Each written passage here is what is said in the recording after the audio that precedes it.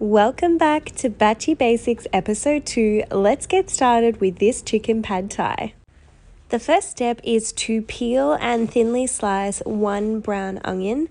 When I'm stir frying onion, I tend to do it in thin slices so you get those caramelized edges on it, and then you're going to saute this over a medium heat with a little bit of olive oil.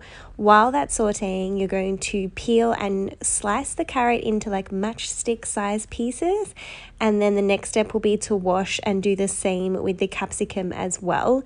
Also, you'll need to pop a pot of water on to boil for your noodles, which will be cooking later for this dish as well.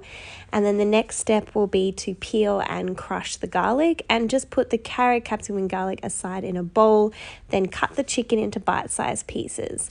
I do this so that I can use the same chopping board. So I cut the veggies first, then the chicken, and then I just wash the chopping board. So chicken goes in with the onion to brown off a little bit, and now I'm cutting up some cucumber and some lime, which will be garnishes later. Pop your noodles on to cook, add your veg in and stir fry that with the chicken. Set aside a beaten egg to scramble later. Add your pad thai paste in with the veg and chicken to brown and saute and get all delicious and aromatic. Then scramble in the egg, and then you'll be adding in the noodles at the end. Mix it all through so the flavor gets all combined, and then serve it up with the cucumber and lime on the side. It's also beautiful with bean shoots and spring onion as well. Enjoy! Next up, this is my crispy skin salmon recipe with Parmesan potatoes. First up, just preheat your oven to 200 degrees if it's fan forced, or 220 if it's not, and then halve the potatoes. Then you'll need to put some melted butter and the Parmesan cheese and either garlic powder or garlic salt, and mix that together and spread it on the base of a baking dish like you can see me doing here. Then you'll need to score the cut side of the potatoes and put them cut side down in the baking dish, just as I'm demonstrating. Then brush the tops of them with melted butter and pop that in the oven for 20 minutes. While they are baking, we'll do the rest. So we're just going to put some salt on the skin side of the salmon to draw out the moisture, and then while that's doing its thing, I'm just going to steam some broccolini on the side there. Then you can brush off the salt and just pat dry the skin of the salmon as dry as you can get it. Just keep patting it with paper towel.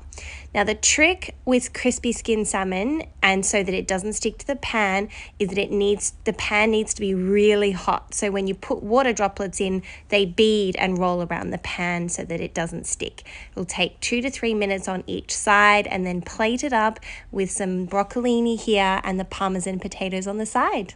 The third recipe I'm going to show you today is Ottolenghi's ricotta meatballs.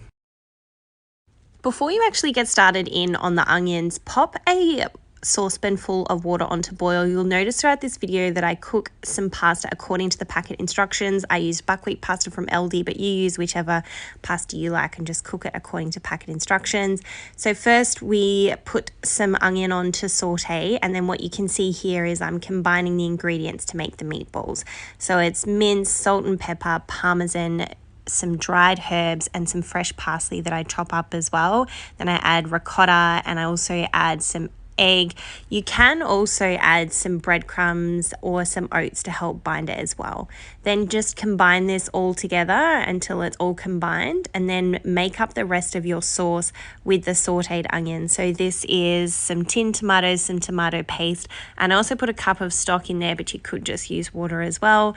Then you're going to brown off the meatballs in a pan. You're not cooking them all the way through, just rolling them into balls and browning them off to add a little bit of extra flavor before you add them into the sauce, and simmer them until they're cooked all the way through. So pop a lid on and let them simmer for 10 to 15 minutes until they're cooked through, and then you can plate up with some steamed vegetables, your meatballs, and I like to top it with a little bit of extra parsley.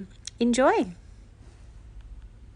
Thanks so much for joining me. You can find all of the recipes from today's video at the link in the description box, and don't forget to like and subscribe if you enjoyed this video.